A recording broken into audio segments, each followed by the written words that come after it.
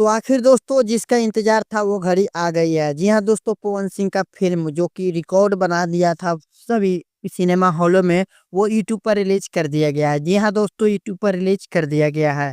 आपको जानकारी के लिए बता दूं दोस्तों कि ये DRJ रिकॉर्ड जो भोजपुरी चैनल है उस पे रिलीज किया गया है, जिसमें आप देख सकते हैं कि 11 घंटा में लगभग 7 लाख आदमी देख चुका है। अगर आप अभी नहीं देखे हैं तो आप भी जाके सर्च कीजिए DRJ रिकॉर्ड्स, और आपको मूवी मिल जाएगा। या फिर आप हर हर गंगे भी रिलीज किएगा तो वो आपको मिल जाएगा। तो जल्दी से आप लोग जाइए, एकदम मस्त मूवी है भाई। मैं तो देख के एकदम पूरा लगता है ना कि साउथ का टक्कर देने वाला मूवी है। जी हाँ दोस्तों, साउथ को टक्कर देने वाला भोजपुरी मूवी है। आप लोग जाके जल्दी से जल्दी देखिए।